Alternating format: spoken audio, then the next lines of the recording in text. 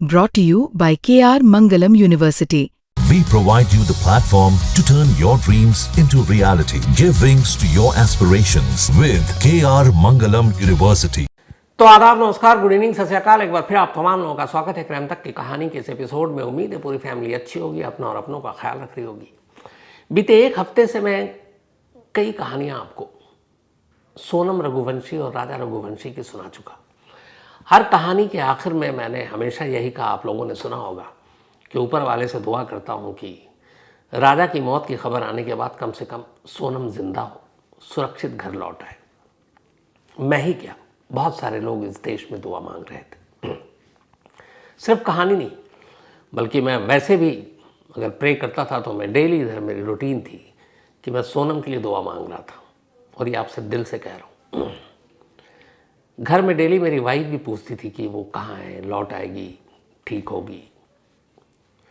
और मैं डेली यही सोचता था कि बस वो लौट आए।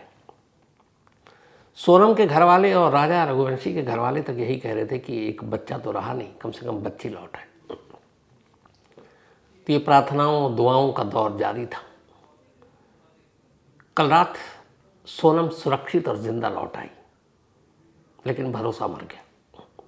मेरे जैसे न जाने कितने ही लोगों का, जो दुआएं मांग रहे थे सोनम की सुरक्षित बहिफाजत घर वापसी की। लौट तो आई, जिंदा भी है, लेकिन भरोसे का खून करके लौटी है। 20 मई से लेकर 9 जून तक क्या कुछ हुआ। 23 मई को जब राजा रघुवंशी का कत्ल हुआ, उसके बाद से सोनम कहाँ थी। कातिल 17 मई को ही इंदौर से कैसे मेघालय पहुंचे। 23 मई के बाद से लेके अगले 15 दिन तक सोनम कहाँ कहाँ रुकी। और कल रात अचानक वो यूपी के गाजीपुर के एक ढाबे पर कैसे प्रकट हुई। ये पूरी कहानी आपके सामने आज पेश है, पूरी साजिश के साथ। जो कहानी थी कई, बल्कि यूपी, एमपी के इंदौर और मेघालय पुलिस, तीनों से मैंने बात की, कुछ रिकॉर्ड पे, कुछ ऑफ द रिकॉर्ड। और उन्हीं बातचीत के आधार पर ये पूरी कहानी आपके सामने पेश है। लेकिन कहानी शुरू करूं उससे पहले मैं पूरी मेघालय पुलिस से, मेघालय के आम लोगों से दिल से माफ़ी मांगता हूँ। क्योंकि पिछले एक हफ्ते 10 दिन में, चाहे वो सोनम के घर वाले हों या राजा के घर वाले, बहुत सारी शिकायतें थी मेघालय पुलिस से। फिर मेघालय के कानून, मेघालय के क्राइम, मेघालय के लोकल गैंग्स, टूरिस्टों को लेकर कैसे सुरक्षित नहीं है, हम सब ने बहुत कुछ बोला। और ये सारी चीज़ें गलत निकली, क्योंकि इसमें मेघालय के किसी क्रिमिनल, मेघालय के किसी गैंग या मेघालय से लगते हुए इंटरनेशनल बॉर्डर जो बांग्लादेश से लगता है, उनमें से किसी का रोल नहीं था।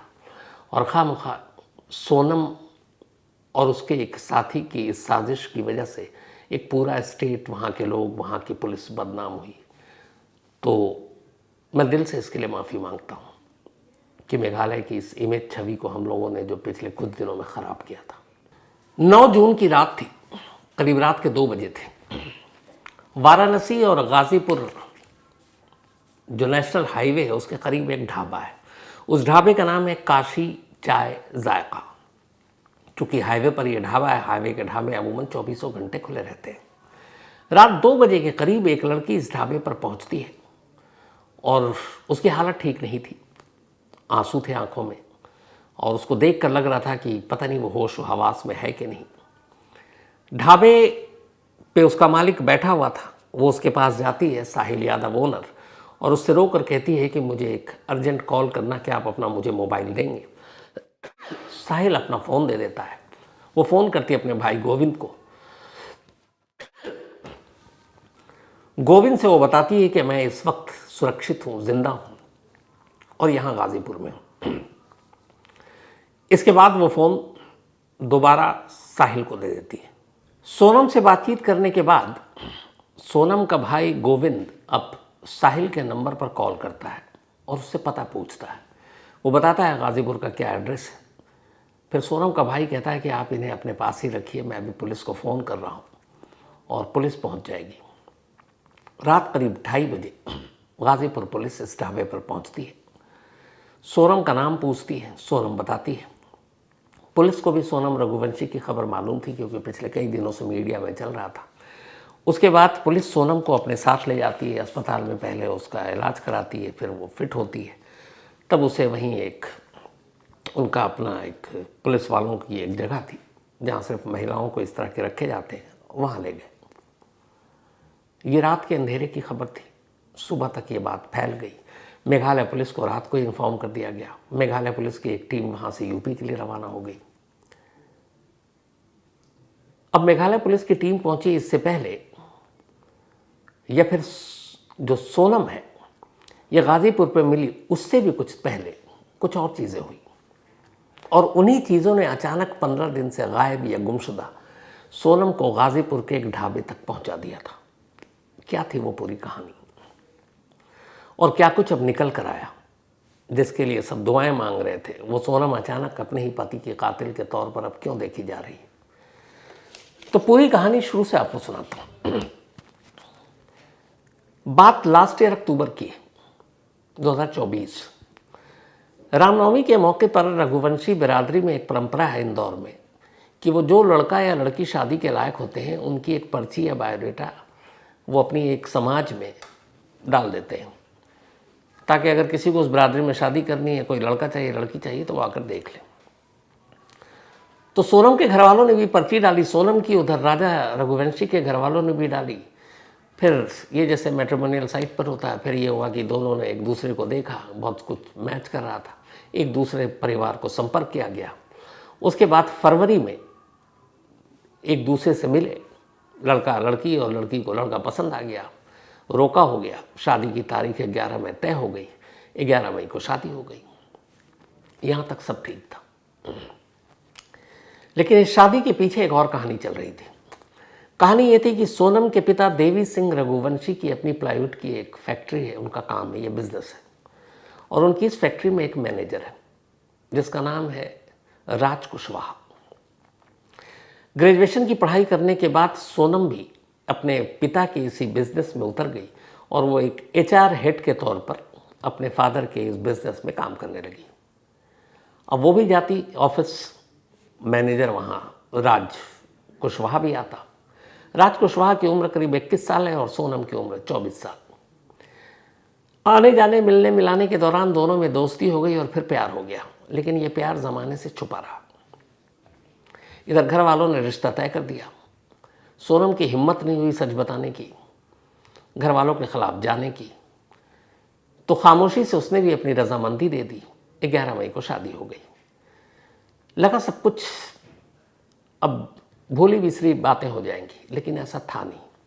इधर शादी तय हुई, इधर सोनम और राज ने मिलकर ये तय किया कि शादी तो हो जाने दो, बट एक बार अगर राजा रघुवंशी रास्ते से हट गया तो शायद परिवार वाले फिर दूसरी शादी करने में कोई गुरेज नहीं करेंगे, लेकिन उसके लिए ज़रूरी है राजा को रास्ते से हटाना। अब सोनम और राज कुशवाहा ने मिलकर साजिश रचनी शुरू की।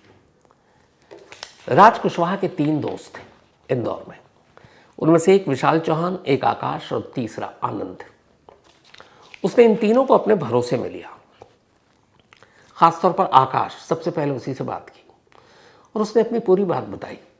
उसने कहा कि एक शख्स को ठिकाने लगाना है, लेकिन कत्ल ऐसा लगे कि एक्सीडेंट हो। उसने कहा ठीक, सारी चीज़ें तय हुई। अब ये हुआ कि कहाँ पे ये कत्ल करना है।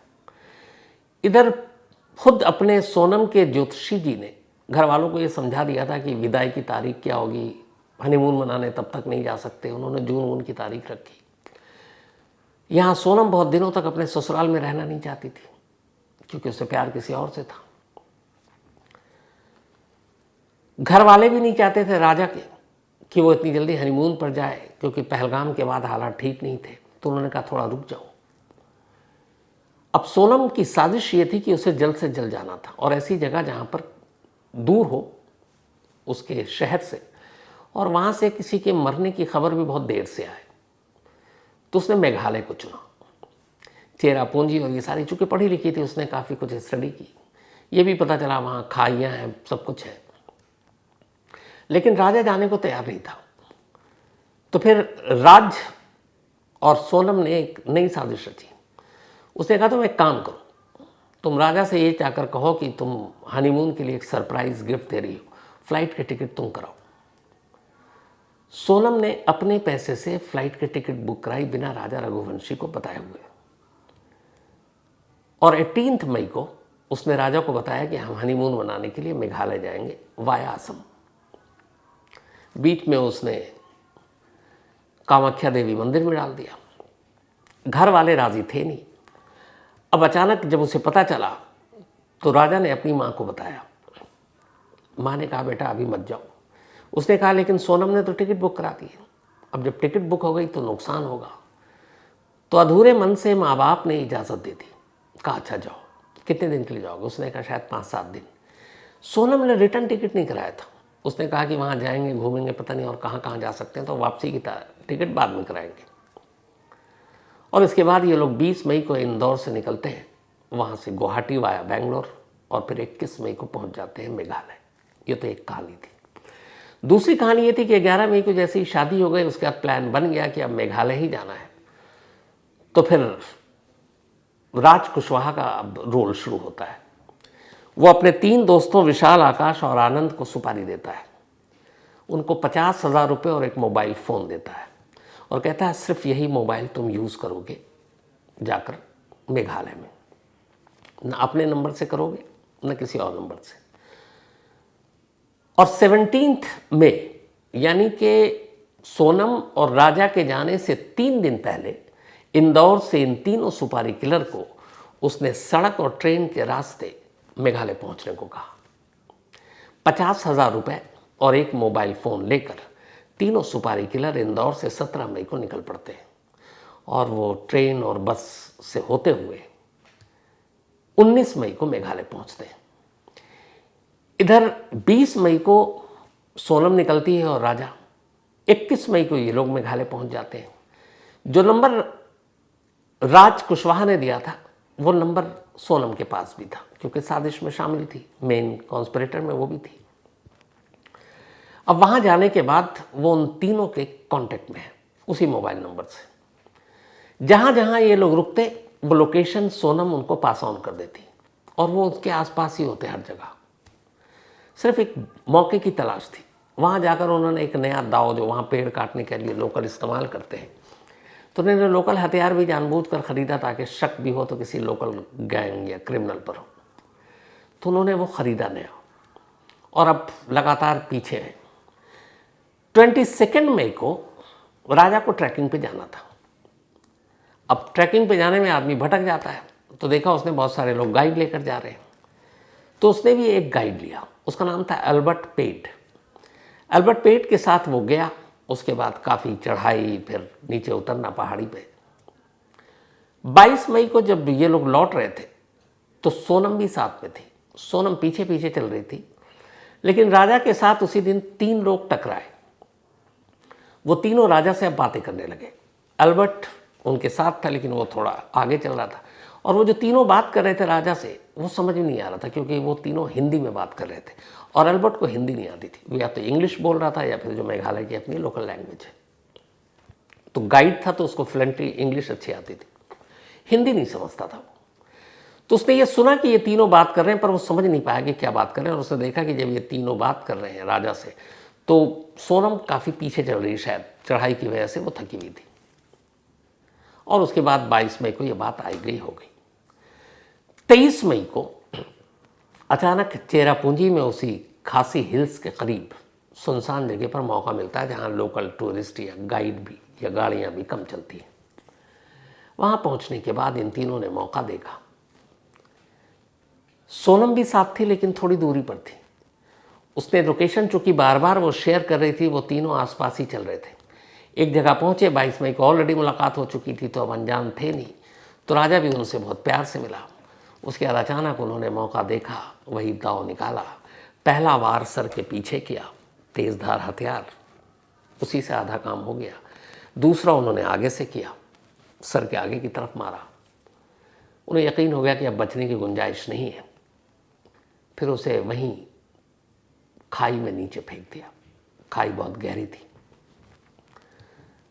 कत्ल करने के बाद ये तीनों सुपारी किलर 23 मई को ही मेघालय छोड़ देते हैं। सड़क के रास्ते और फिर ट्रेन होते हुए वो बिहार जाते हैं, फिर यूपी जाते हैं, फिर इंदौर पहुंचते हैं। इधर जो मेन कॉन्स्पिरेटर दो लोग हैं, सोनम और उसका बॉयफ्रेंड राज कुशवाहा। राज कुशवाहा और सोनम ने इस तरीके से प्लानिंग की थी कि कल को ये शक हो सकता है, उनकी दोस्ती आशिकी के चर्चे हो सकते हैं, हालांकि अभी तक छुपा कर रखा था, तो शक न हो इसलिए राज कुशवाहा को इस पूरे दौरान लगातार इंदौर में ही होना था। और इंदौर में न सिर्फ होना था बल्कि उसके फादर की जो फैक्ट्री थी, प्लाईवुड का जो काम था, वहाँ उसको जाना भी था। हर दिन वो जा रहा था। जब 23 मई के बाद कांटेक्ट टूट गया, मोबाइल बंद हो गए दोनों के, 26 मई को जब राजा और सोनम के भाई निकलते हैं और हर तरफ अब इन दोनों की खबर है, तब भी राज कुशवाहा लगातार सोनम के परिवार के साथ था। तो उसकी तरफ किसी का शक तो गया नहीं। अब उसके और सोनम के रिश्ते क्या है, किसी को भनक नहीं थी, तो वो ढूंढता रहा।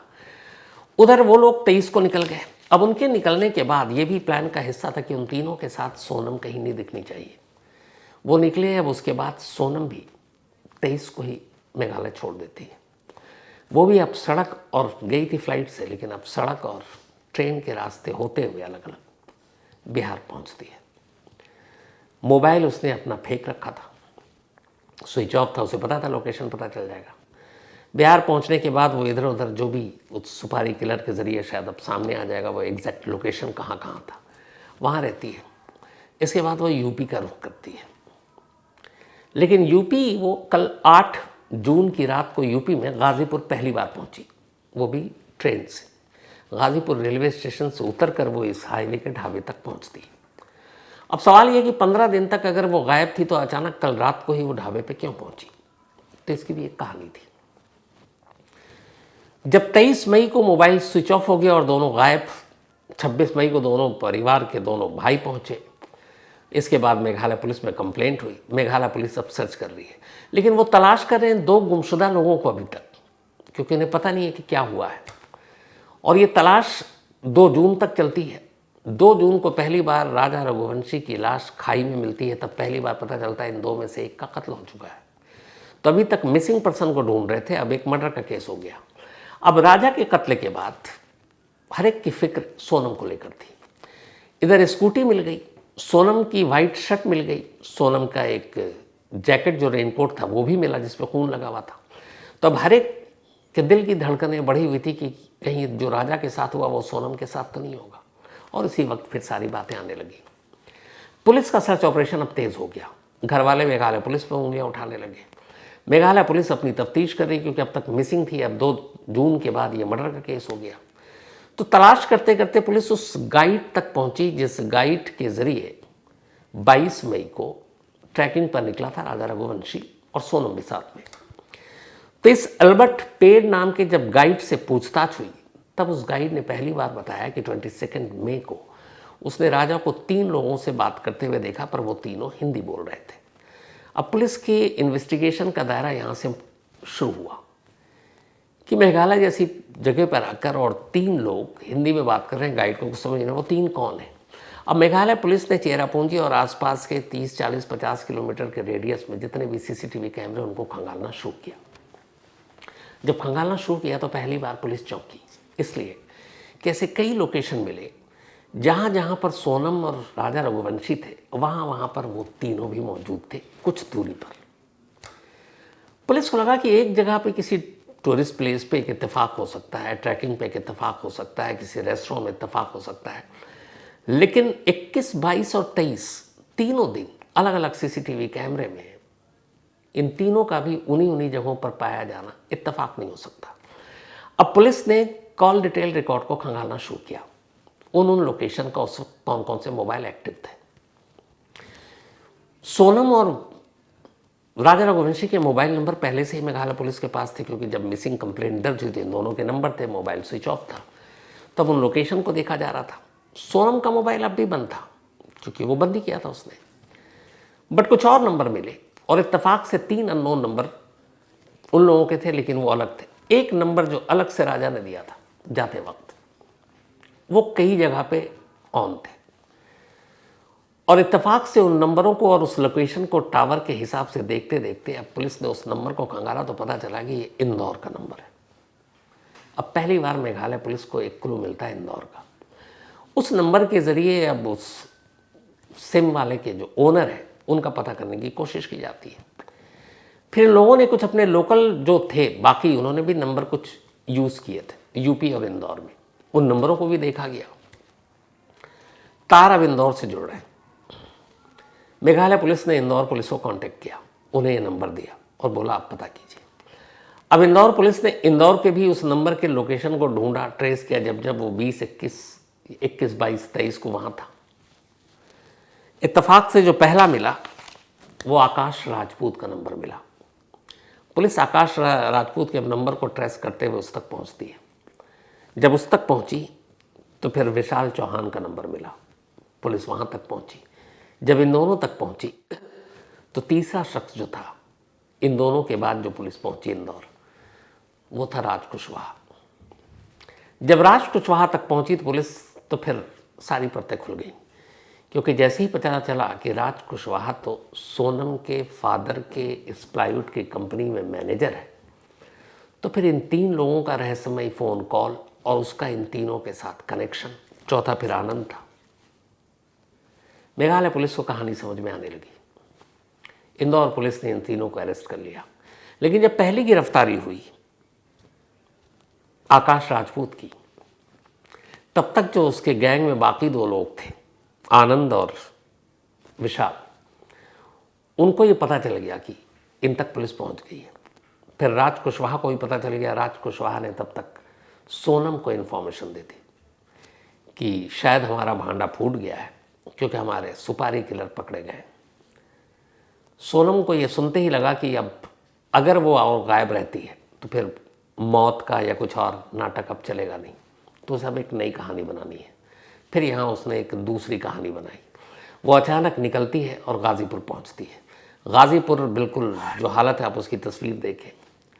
इस तरीके से वो वहाँ पर रोती है और बताती है मैं बंधक थी, मुझे किसी ने किडनैप किया, मारा, पीटा, टॉर्चर किया, बड़ी मुश्किल से जान बचा कर आए, मेरा सब कुछ लूट लिया, ताकि वो एक विक्टिम, एक पीड़ित लगे। तो ये साजिश का दूसरा पहलू था। जब सुपारी किलर पकड़े गए और कोई चारा बचा नहीं, तब उसे सामने आना पड़ा।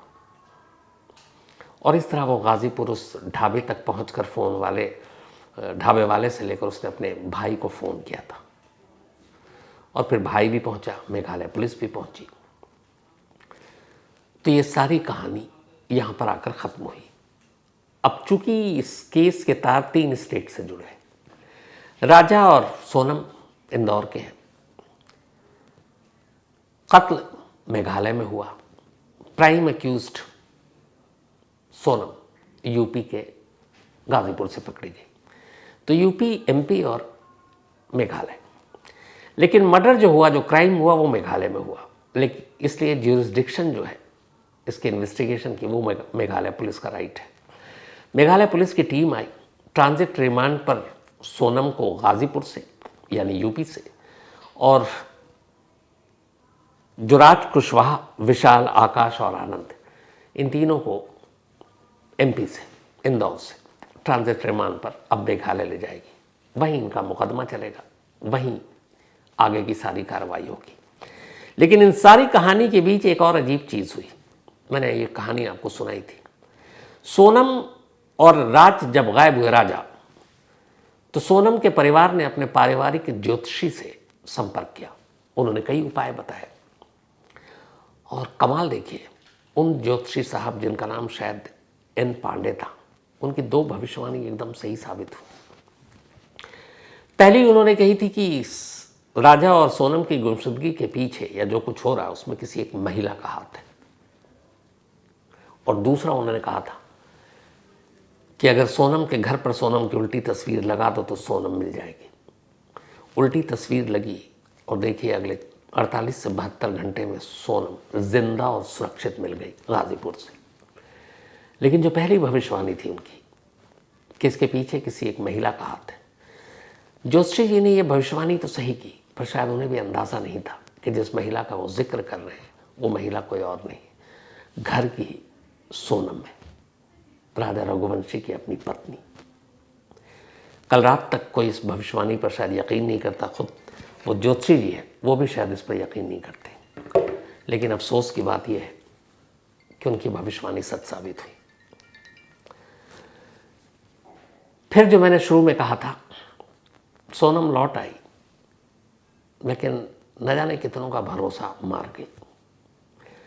सिर्फ शादी के 9 दिन बाद, हनीमून के 48वें घंटे, एक पत्नी अपने पति को मारने की साजिश बुन रही थी। इस कहानी को ख़त्म करने से पहले सिर्फ एक वीडियो आपको दिखाना चाहता हूँ, और उस वीडियो के कुछ चीज़ों को आपको ध्यान से देखना है। ये वीडियो 22 मई का, यानी कि राजा के कत्ल से एक दिन पहले, ये वीडियो एक गेस्ट हाउस के बाहर का है। अब आप ये वीडियो देखिए। इस वीडियो में वही स्कूटी है जो स्कूटी लावारिस हालत में मिली, जो किराए पर लिया था राजा ने। ये लोग स्टे होम से निकले थे और अपना सामान, लगेज या बैग किसी एक जगह पर रखना चाहते थे, किसी गेस्ट हाउस में या होटल में। ये वही होटल है। होटल के बाहर ही खड़े होकर दोनों कपड़े बदल रहे हैं। इसमें सोनम जैकेट पहने हुई है और वो जैकेट उतार कर स्कूटी के डिक्की में रखती है। अब याद होगा कुछ दिन पहले आपको एक रेनकोट या जैकेट दिखाया था सेम, जिस पे खून के धब्बे थे। ये वही रेनकोट है। अब ये रेनकोट उसने उठाकर स्कूटी के डिक्की में डाली है। ये जंगल में कहाँ से मिली? हटाइए, इत्तेफाक हो सकता है। ये वही वाइट शर्ट है जो इस वक्त सोनम ने पहना हुआ है। ये भी एक जगह लावारिस पड़ा मिला। ये शर्ट वहाँ कैसे पहुँची? सबसे बड़ी बात यह कि इसमें एक जगह स्कूटी पर पिछली सीट पर अकेले बैठकर सोनम कुछ सोच रही है। बस उसके चेहरे को ध्यान से देखिए। ये इसलिए कह रहा हूँ कि अगले कुछ घंटे बाद एक कत्ल होने वाला है और मास्टरमाइंड यही है। तो एक कातिल जब कोई क्राइम करता है, उससे पहले उसके चेहरे का हाव भाव क्या होता है, शायद ये केस स्टडी है जिसको इसलिए चेहरा पढ़ना चाहिए। अब उसके बाद आखिर में इस वीडियो में ये दिखता है कि अब ये लोग जाने वाले हैं। उससे पहले 2 से 3 बार अचानक मोबाइल पर कुछ देख रही है सोनम, कोई मैसेज कर रही है या कुछ और है, लेकिन ये करते हुए वो स्कूटी से दूर, स्कूटी और राजा दोनों से दूर की तरफ जा रही है। फिर लौटती है, फिर दूर जाती है, फिर वापस आती है, और उसके बाद दोनों इस स्कूटी पर बैठकर यहां से निकल जाते हैं। ये राजा और सोनम की मेघालय में आखिरी जिंदा तस्वीर थी। उसके बाद सोनम गाजीपुर में प्रकट हुई। अब मेघालय पुलिस ले जाएगी। बाकी की कहानियों की जितनी कड़ियां हैं, जो टुकड़े हैं, वो धीरे धीरे करके जुड़ेंगी, और बाकी की जो भी सच्चाई अभी अधूरी रह गई है आने वाले दिनों में आपके सामने होगी। बट इस कहानी को ख़त्म करने से पहले यही कहना चाहूँगा, क्राइम रिपोर्टिंग के अपने करियर में ऐसा बहुत बार हुआ जब चेहरा देखकर गलत फहमी में पड़ गया। बहुत सारे लोगों को रोता हुआ देखा, बेहोश होते देखा, आखिर में वही कातिल निकले।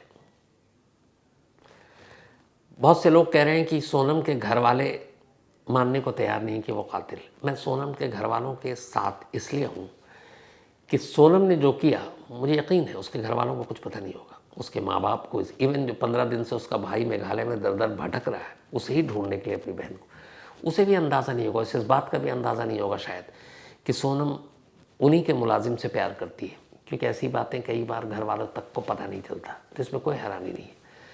तो अगर उसके माँ बाप या भाई इस बात पर यकीन नहीं कर रहे कि सोनम अपने पति की कातिल है, तो शायद वो गलत नहीं है, क्योंकि मुझे नहीं लगता कि उन्हें ज़रा सी भनक भी होगी। तो इस अफसोसनाक कहानी में फ़िलहाल इतना ही। अब आपसे मुलाकात होगी कल रात 9 बजे किसी नई कहानी के साथ। तब तक अपना और अपनों का ख्याल रखिएगा। Thank you very much.